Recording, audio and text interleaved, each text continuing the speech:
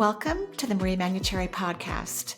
Over the last 30 years, it has been my joy to assist humanity in aligning with their magnificence so they may heal, discover their natural gifts, and communicate with loved ones living on the other side. May you also experience delight while we dance in the powerful, intuitive world of energy. Let's get going. Hello, everyone. Welcome to my podcast. If you want to leave a voicemail for this podcast, please visit energyintuitive.com or mariemanuchehri.com, whichever works for you. And I want you to know I have some very cool classes coming up. I have an advanced course on the Shift Network. If you've never been to the Shift Network, I would highly recommend it. theshiftnetwork.com. They have 1 million people in their community and many, many faculty members. I happen to be one of them. And I'm teaching an advanced course on translating intuition, your multisensory ability. It's going to start sometime this month. It's going to run for 12 weeks. And if you feel you need the beginner portion of the course, you can also purchase that, which has been pre-recorded. I just finished teaching that class live. So you can go to energyintuitive.com and find out about that particular class. I'm very excited about it because I know that everyone can read energy, which is really what intuition is all about. It's just reading energy. But a lot of people get caught up in the translation part of it, which makes me so sad. It's like getting Reiki 1 and 2, but not 3, when you need Reiki 3 to actually move vast amounts of energy in a very profound, dynamic, highly divine way. You need the Raku symbol to race through your body and move into the bodies of others. Well, learning to translate your intuition, which everyone can read energy. Just ask any child who's been allowed to have some freedom in their thoughts. They will tell you what's really going on in the world, and they will be 100% accurate. So we're born being able to read energy. The translation part, because of our lovely brain, we have a gorgeous brain, right? A stunning, lovely brain, gets in the way because you don't translate intuition through the mind. You have to learn to relax the mind and calm it, be kind and loving to yourself, and allow yourself to move into that intuitive muscle that you're born with. So I hope you can join me for this 12 weeks. I teach all my classes live, by the way, unless you buy a digital download on my website. And I like to teach them live because every audience is different. Every group of students is different.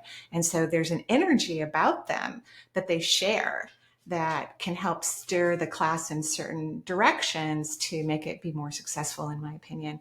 So, it's going to be a really cool, amazing class. It's on my website. Go check it out. And as we begin our time, I'm going to go to the phone lines because we have all these people who leave messages for me. Thank you. Questions, really. There's a lot of them, so it takes me a while to get through all of them. But I love it. It's joyful. Even if you have to wait, please don't worry. The answer will be effective for what you need. This is my way of giving back, is to provide free answers for people who have serious or necessary, important questions that they would love to have answered.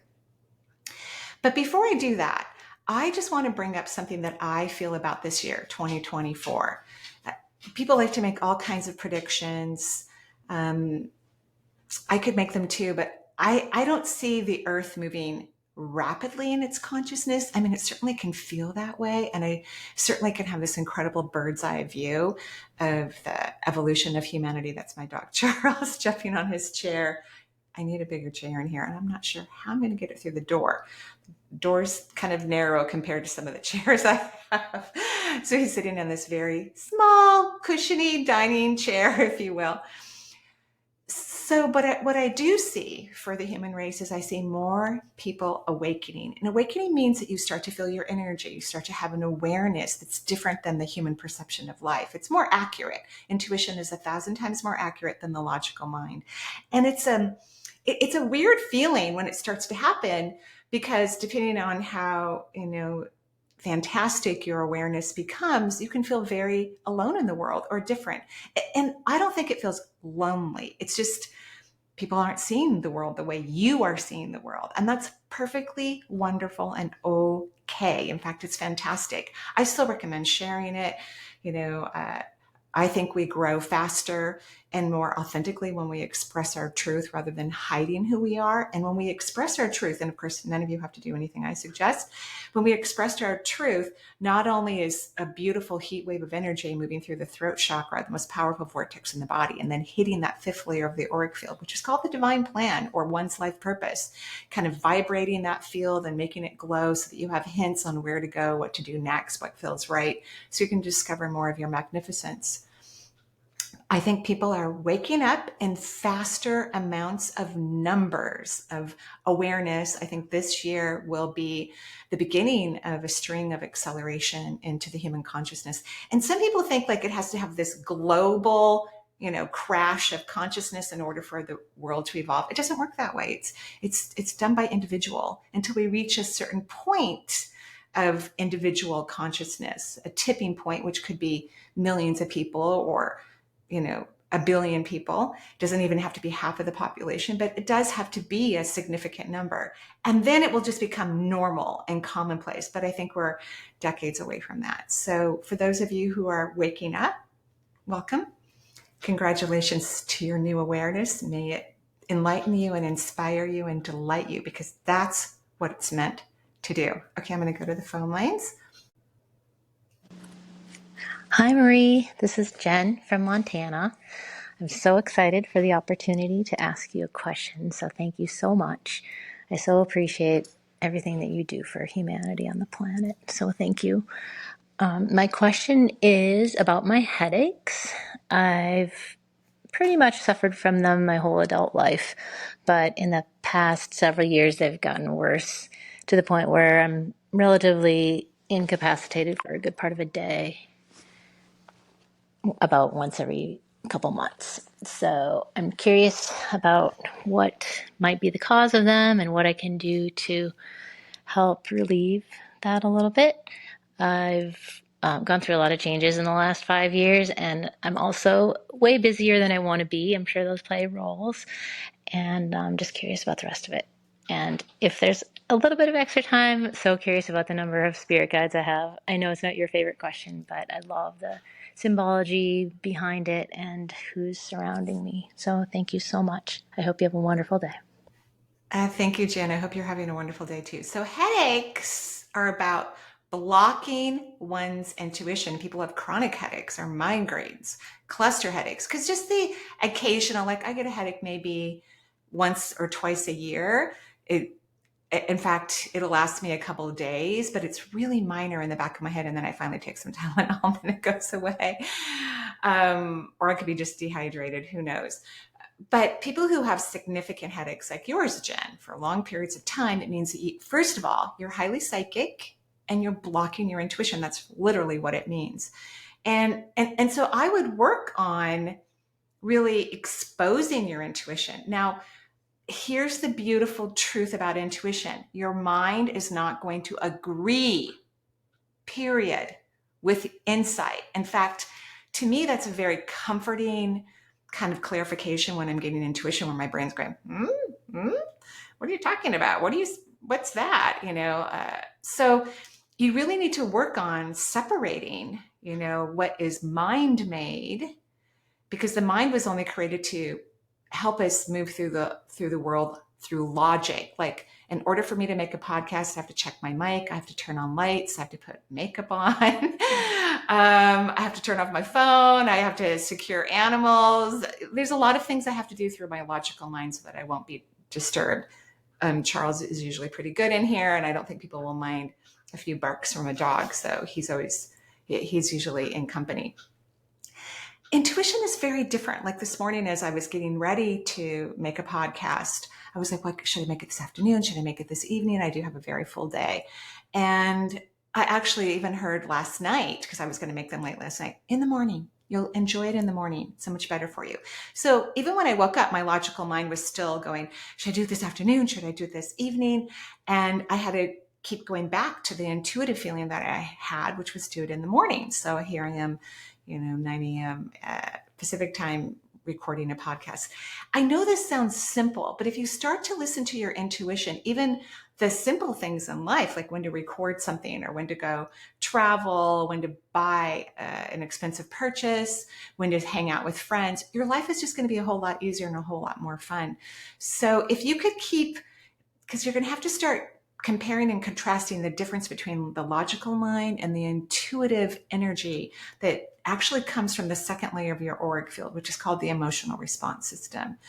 And so you have to spend more time away from the brain. What happens when people overthink and analyze, they push energy from other organs into the brain. And then the brain gets exhausted and tired and worn out. And then we have headaches, like in your case.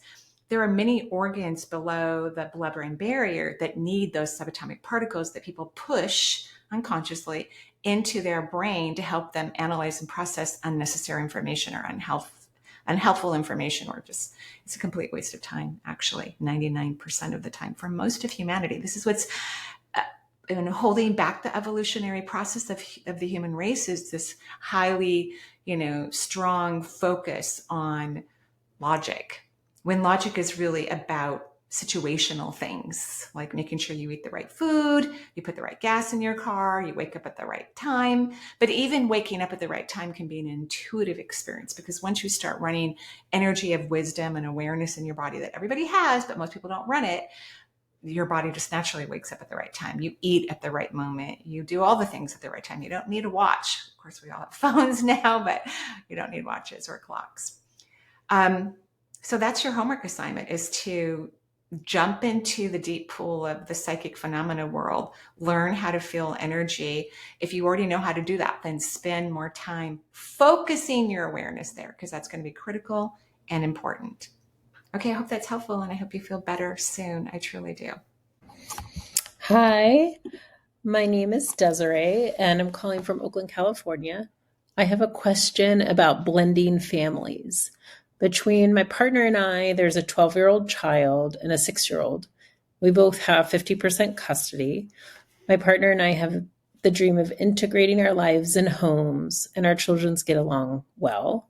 However, the younger child is struggling with ADHD and emotional dysregulation, and oftentimes his behaviors are quite unsettling. We are unclear if everyone in our foursome will be able to thrive if we live together. Here is my question. Is it in my highest good for us all to live together? Thank you for any guidance. Hi, Desiree. Yeah, I do think you are meant to live together. And I really don't like these diagnoses that we give children, attention deficit disorder, and on and on with all different types of abbreviations. I think it's just stress and anxiety. I don't think there's anything wrong with the majority of the population of children on Earth. I really don't. I think that there can be parental experiences that create anxiety. I think there could be school aspects that can create anxiety, but it's also kids overthinking and analyzing and looking at computer screens for a long time and watching, not that your child is by chance, but watching violent videos. I mean, and I just mean this in general, how can we help the human race evolve and be kind to each other when children are endlessly watching violent videos? I'm sure your 4-year-old is not doing that. So here's what I do when I work with kids. Always. I work on the parent. I work on the kid. Of course I do. But children heal very quickly, very fast. It's usually the perception of the parents that have to change their dynamic, change their perceptions, change the way they feel or connect or communicate with their children. I was one of those helicopter parents. I know. Maybe because my mother was hardly present. She had to raise 5 children on her own with no child support. So she worked constantly and always worried about finances. And so she really wasn't present with us. So I worked graveyard when I went back to work for many years so that I could be with my kids. My children's father and I worked opposite shifts so that our children always had us around us. And I was one of those parents that in the playground, I'm running around hanging underneath them, in case they fall off some sort of monkey bars or something. That's also not healthy. So we have to reevaluate these perceptions that we have. I would stop using attention deficit disorder diagnosis comments. The throat chakra is extremely powerful. When you project information out of the throat, you're making the situation stay frozen in that dynamic of reality. And reality can morph and change quickly if humans learn how to let go. And from my perception, Desiree, you are not good at letting go. And you have this child that's forcing you to look at life differently, and it's kind of making your life a little chaotic. And that's actually a good thing. Children choose their parents, and they even know the dynamic of a divorce before there's reincarnation, and a repartnering before there's reincarnation. Granted, every being has free will, and humans, we know, do not make a lot of decisions from their insight or their intuition or their powerful desires. They're making usually unhealthy decisions logically. So how about you start doing this? What if I surrender and get out of the way instead of trying to control everything? Because you are a control freak, in my opinion. And I hope you don't take that as a disrespect, because I truly don't mean it. But you like to control internally and externally. And I think this young person is trying to help you to let go of that. And then what if our children are happy and successful? One of my favorite things to do, and it's in my book, Intuitive Self-Healing. My mother did this to all of us when we were young. Her spare time was in the evening. She would lay down with us at night and rub our hair. And she would say to each of us, and I'm just going to use it in your name, Desiree, every day and every way, Desiree gets better and better and better. Desiree is a happy, healthy, cheerful girl, woman, person, being, whatever words people want to use. Desiree will always be successful. Desiree will always be successful. So what I did too is just rub my kids' head. I did this when they were little. They remember it. They've done it for their children. And you repeat each passage multiple times. And in my mind, you're kind of helping your child subconsciously have a different experience in life. And yeah, that's what I think. And those are my thoughts and perceptions, but I do think you guys are meant to live together. Okay. Hi, Marie. This is Ula from Portugal. My father died a month ago, in November 2023. I was not with him because I live far away from him. But what I felt was the days after he passed, he was standing waving in front of me, and it was like he was not sure about how to move on. Feels like he's better now. But I would like your input and some, like, if you have any information on that. Thank you very much. Hi, Ula. I'm so sorry about your son's passing, and I'm so grateful for your mediumship skills that you're able to see your beloved child. The Astroplane is where you witnessed him. So when people leave their bodies, when humans move their energy from the physical realm to the non-physical, many stop in the Astroplane. So Earth, the third dimension, is right here. And then just outside of Earth is another dimension bigger than Earth called the Astroplane. It's the fourth dimension. This is where most of our energy originally goes to before we cross over to the fifth dimension, which is the other side. So I don't think he was really confused. I think he was surprised that you could see him. And he was grateful that you could see him. The Astroplane, so he could have been, possibly. The Astroplane is a very busy psychic time-space reality. It's where we launch off from the human race to go visit the Akashic records. Many mediums rest their energy in the Astroplane. And then when beings who live in the fifth dimension come to talk to a medium or a loved one who are not in the fourth but in the fifth, they have to typically cross through the fourth dimension to hang out close to the third to have this conversation.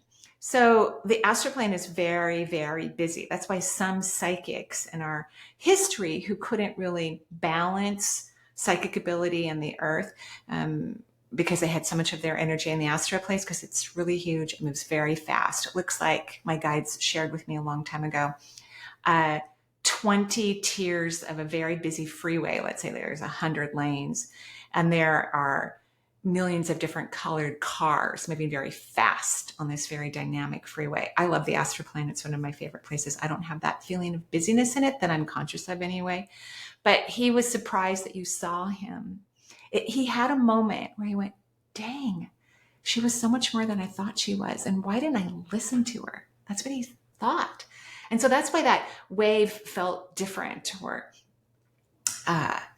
it didn't feel like your your son exactly, and you felt maybe a hesitation because he was taking in this new awareness that he had of you, not just because you could see him, but when energy starts to leave the human body and we're moving to the greater aspect of our soul to reconnect in our home, there is a huge awakening that's occurring anyway, very rapidly. People have just massive insight from this current lifetime, previous lifetimes, their close family and friends lifetime.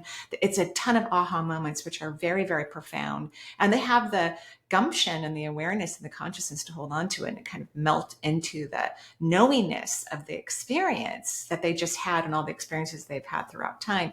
So he was having an experience for sure. He had already been contemplating his awareness and his lifetime, and then to see him, it just took his breath away. And he was like, dang, gosh, she just was so much more than I thought she was. And I wish I'd listened to her. He blows you kisses. He wants me to tell you happy birthday. I don't know if you just had a birthday or going to have a birthday, or and he loves you. And he says, thank you. And he says, stay tuned. There'll be more visits, which is very exciting. I'm so happy for you. Thank you. And I'm going to go on to the next person. Hello, this is Sharon. I'm calling you, or I'm talking to you from Central Texas and Kyle, Texas. And I wanted to ask you about my guiltiest feeling. And anyway, my grandmother was I just adored her. She was my person in my life. And when she passed away, she ended up in the hospital. I visited her at home for a few times, but then she ended up in the hospital, and I was probably 19 years old, and I could not make myself go see her in a hospital. I was afraid of what I would see, and so I didn't go, and it's my biggest regret. So just wondering if you could, I don't know, speak on that on some level. Thank you. Bye. You're welcome, Sharon. I'm happy to speak about it. First of all, I went to Texas several times because one of my kids went to Texas Tech for her grad degree, and that's in Lubbock. And, I'm from the West Coast. I was a little like, what am I going to find in Texas? Plus, my kid was gluten-free. I thought I'm going to have to ship boxes of food to her while she was in college. But no, oh my gosh, Lubbock, Texas had gluten-free everything. I had the best gluten-free pizza I could possibly imagine when I'm there. And I loved Texas. So first of all, guilt is a mind-made emotion. It's not real. It's not an authentic emotion at all. It's mind-made. It's not authentic. So you have been spending years, putting yourself through hell, basically.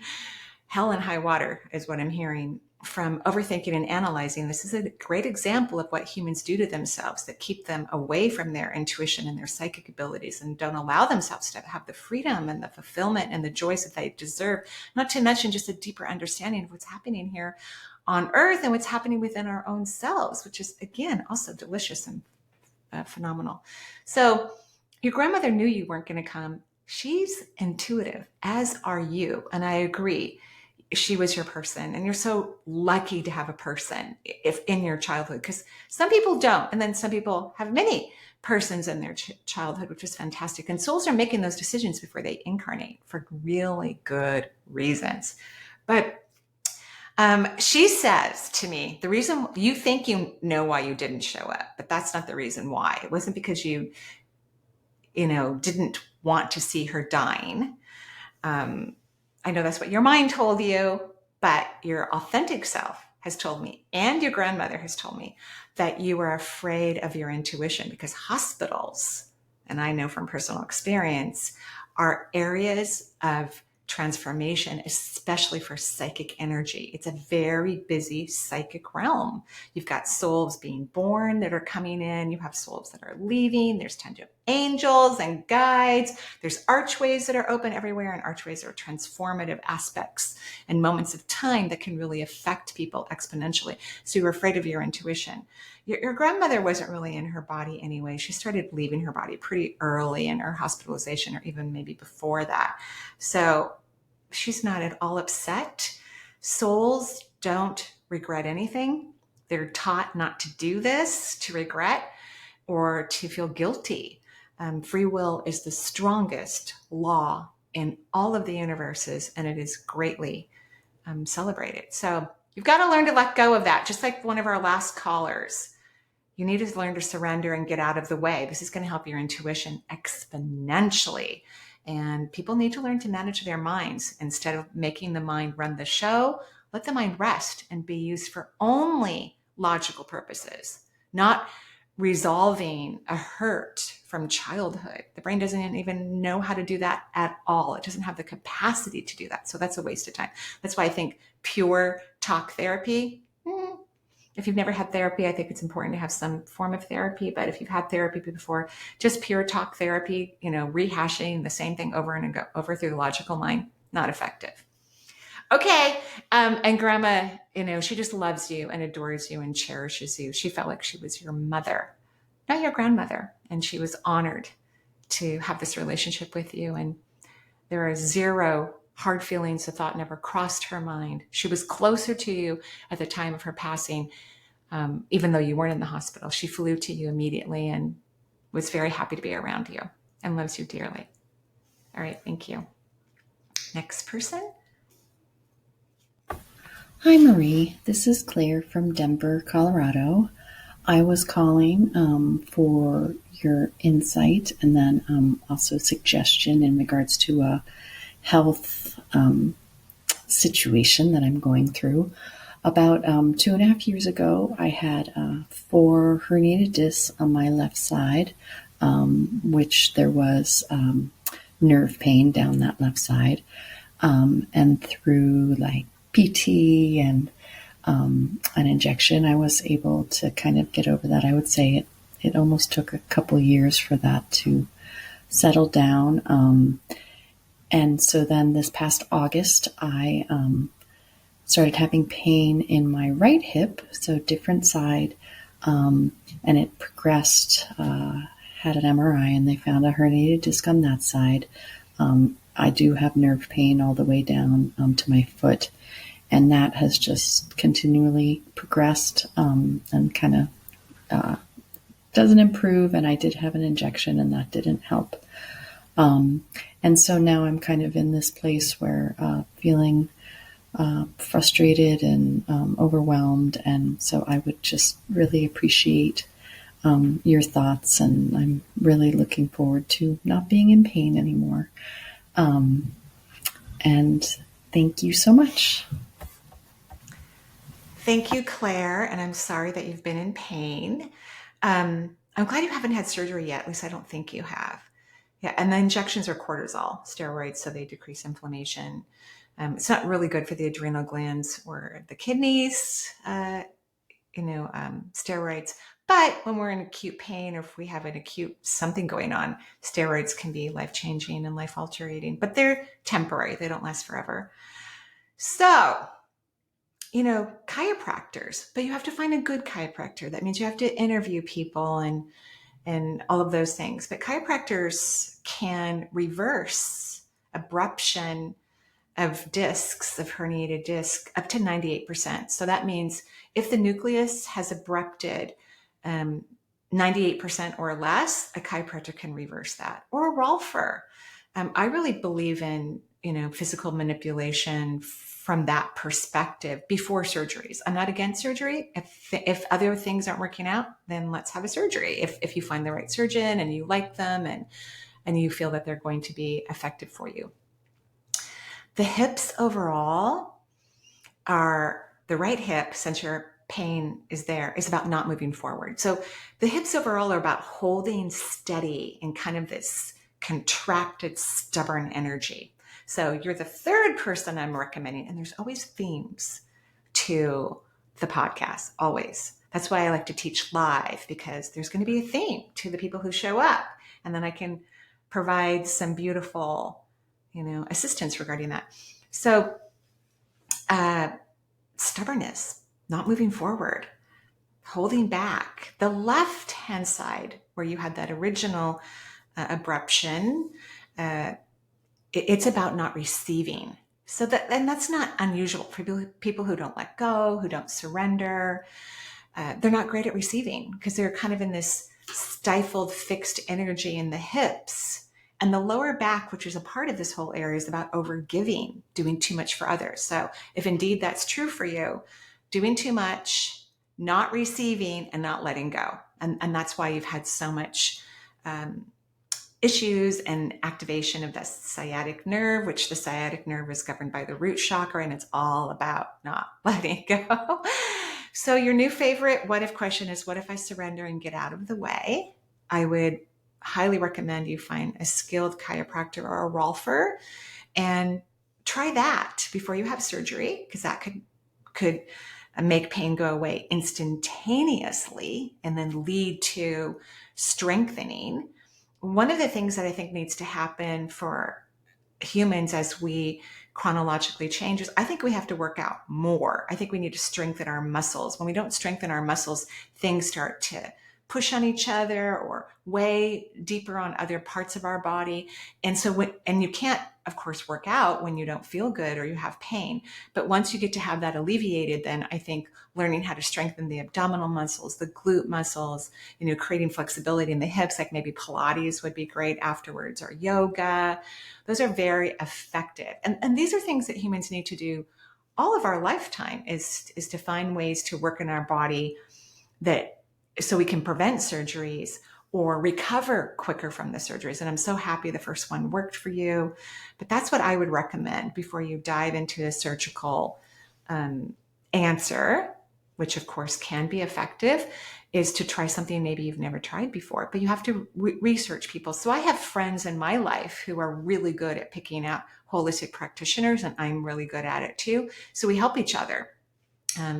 We find rolfers or chiropractors, and we tell each other about it so that if we have an injury or something happens to us, we know where to go. And it can take months. Holistic medicine is not like surgery typically where you go in and you do some maneuvers and there's it's not like cortisol, instant recovery. It will improve. It will absolutely improve the majority of the time, but it's going to need some time to allow that to happen, because to go from unhealth to health where there's no reversal could take some time, like 6 months.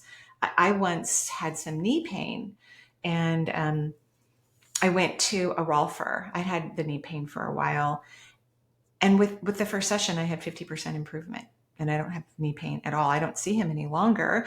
You don't have to see them forever, but I did see him for a long time. And then he actually sent me to a chiropractor after a while. And I saw that chiropractor for a little while as well. So try those, but investigate. Find your perfect match and let go and learn to receive. Okay. Next caller. Hi, Marie. This is Jenny from Seattle, Washington. And I have a question about my older daughter. She is 11 years old, almost 12. And she just started middle school. And so we're having an adjustment. There's lots of drama and sadness and just kind of, dealing with transitioning to being a teenager. So I wanted to know your advice on how to handle that and what I can do, how to support her. And I've had multiple sessions with you in the past. You've told me to always check in with you, with myself to make sure that I stay in my body and not giving into her, drama and stuff. So I'm trying to do that, but I just want to make sure that you tune into her and tell me if there's anything else I can do to help her through this kind of challenging time in her life. Thanks. Bye. Hi, Jenny. I do remember you. I actually see you every once in a while, which is really nice, just out in the world, because we live in the same area. Yes, as we've talked before, your daughter is dramatic, and now she's entered a playground where she has dramatic peers.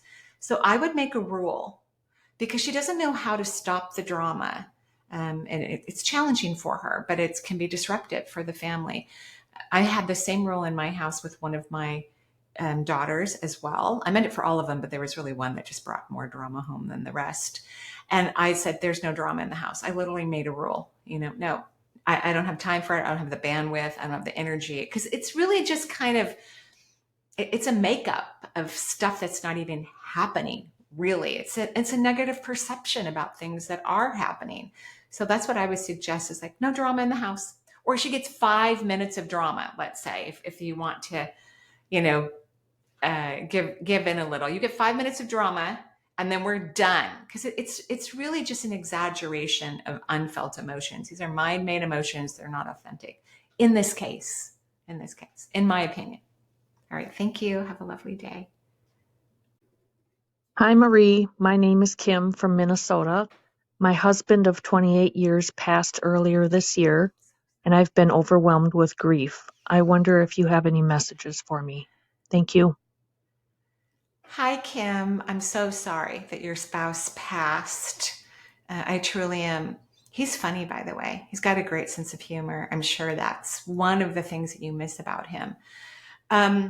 He says that, and I don't know for sure, right? But he says that there was some communication about his passing, like this wasn't just completely out of left field. And he's a little surprised by the amount of grief that you have for him. Maybe he didn't realize how much you loved him.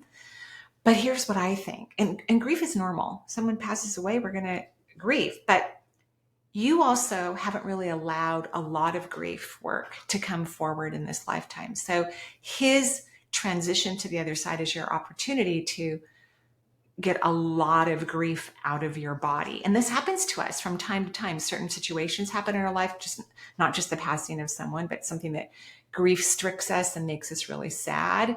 And if we give ourselves the opportunity to emote, because real grief is beautiful, it's healthy, it's stunning. And typically when people are in the real vibration of grief, they're not just grieving the thing their logical mind has told them about. They're grieving things from multiple lifetimes, that span out through all of the realms of creation. And so I want you to celebrate that grief, like be okay with it, that it's not just about him. Be curious about that, because you might get some insight about all the other things you're grieving about, even childhood things. Maybe you'll have awareness of past lives, because when people raise their vibration and their consciousness, they can have access to their previous lifetimes. He loves you. He adores you. And he says to you, this is about you now, kid. This is about you. This is about you allowing your light to shine, really letting yourself enjoy your own lifetime. He doesn't want to say the words without me, but he says, try to look at this as an adventure. And I don't mean to compare what I'm going to use as comparison. I know it's not the same, but some parents, when their children go off to college, have such a terrible time, finding their own joy and happiness without their kids. I think it's lovely that they've loved their kids that much and they've had so much fun with them. But it's important that we figure out things that fulfill us individually, that are not about other people. And that's what he's talking about. He goes, let it shine, let your rocket blare. He goes, go do something different that you've never done before. He goes, you've got nothing to hold you back. And he doesn't tell me that he held you back. He tells me that you held yourself back by being so focused on this relationship. So he loves you to pieces. He's funny. He's adorable. He's having a great time over there. He does miss you, he tells me, but he's excited for your new adventure and his, and he hopes that you actually let yourself have new adventures that you've never had before, and so that when you cross over, you both can talk about it. I hope that's helpful. And again, I'm sorry for your loss. Hi Marie, my name's Anna. I live in Texas. Could you give me advice on how I could heal myself? I was diagnosed with Wagner's and heart failure. Interesting. And I have been doing dialysis going on 5 years. I do dialysis at home. Through my stomach, it's PD. Yes. My legs and my ankles are weak. And I have difficulty going upstairs. And if I fall, I need assistance to get up. So I was wondering what advice you would have for me. I do meditation for 20 minutes with white noise, but I don't know if it's working. Thank you for your time. I greatly appreciate it. Have a great day. Thank you, Anna. I'm so sorry for your health conditions. Wagner's is a genetic disease, if I remember correctly. And thank you for meditating 20 minutes a day. And thank you for working so hard with dialysis and cardiac issues. And just thank you, thank you, thank you, thank you. So, as you can tell, and you have every reason to feel the way that you may feel, it's hard to get your energy elevated. And yet health and wellness and well-being are at a higher vibration than illness. And of course, when you're having to use, subcutaneous dialysis, and take medications for heart failure and having troubles going up and down the stairs, it's really hard to have one's energy elevated. You come from a family, and genetically speaking, in past lives, I'm actually going to do a tiny bit of past life work on you because it showed up. So when something shows up, I just do the work. And that's why I'm moving my fingers the way I am. I'm weaving and unweaving, if you will, parts of your auric field and doing some healing work in some past lives aspect, which can be very helpful for people. So past life speaking and this lifetime speaking, there's a strong, which logically makes sense, relationship to victim consciousness. And when we stay in victim consciousness, it's really hard to change our reality, even though it's so hard because it keeps being there. It won't change, it won't leave. And we have this victim conscious pattern, and then we keep lowering our vibration and going to victim consciousness. So a lot of curious, positive what if questions would be excellent for you. I'm just moving through multiple past lives right now and reweaving them. So I'll describe that. Past lives no longer exist, but they do have a hologram of the event until it's integrated in some ways. So most of the past lives that are not integrated are past lives that we didn't like, we have some issues healing about, and whatever lifetime we're in, we're working on past lives, not our current lifetime. So you also are working on past lives in this lifetime, not this current lifetime yet. At least that's my perception for now.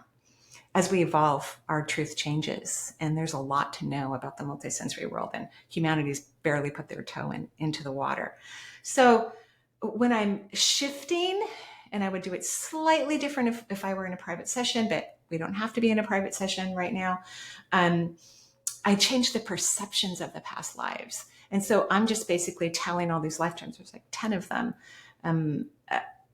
about face reversal in victim consciousness, and asking them to reprogram the hologram so that they can stop vibrating their energy in this past victimization for logical reasons. Like, it will all make sense, but we have to stop feeling victimized no matter what if we want our life to change. That's just the reality. Victimization creates a vibration that just creates more victimization, unfortunately.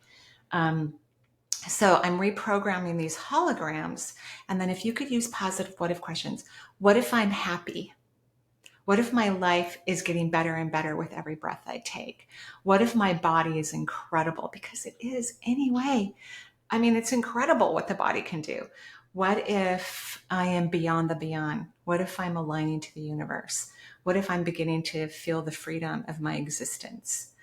Okay, so that's what I'm doing. And when you get into victim consciousness, which everyone has at least one area of their life of victim consciousness. Everyone does, where it's just stuff doesn't work out the way they want it to. And then some people have many areas of their life of victim consciousness. So when we know what our area is, it's important that, especially when we feel our energy dropping down to that place of just feeling so incredibly victimized, that we use positive what if questions or get present. Get out of the way. Don't let our mind take over. Then we start to eradicate that pattern, that familiar energy that we know how to dive into and sit in and kind of, this is just a metaphor, kind of rot our energy in there. If we can do that, if we can break it up and stop it and actually begin to create a different perception, then that pattern begins to dissipate. And working on past lives can be very effective. It takes about 3 weeks for all the holograms to change, and you have 10, so maybe 6 weeks. It could be 3 weeks. I'm not sure. I usually don't work on 10 at a time, typically, but that's what showed up.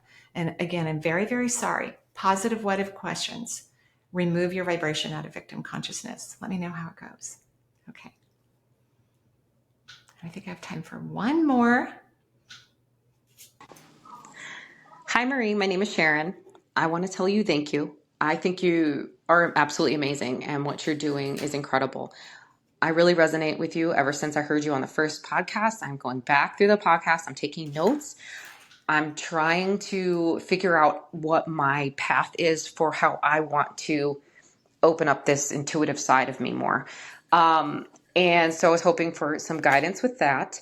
I'm hoping that my guides are going to tell me something else now, because I did get a healing touch session and they told me self-love, and that's something I've been working on. And thank you so much for everything. Oh, you're welcome. It's my pleasure. I'm doing what brings me joy. That's why I have the energy to answer questions from around the world, which also brings me enormous joy. Okay. So you have to start following your passion. And people go, but I don't know what my passion is. It's about anything in the moment that makes you happy. That's what passion is.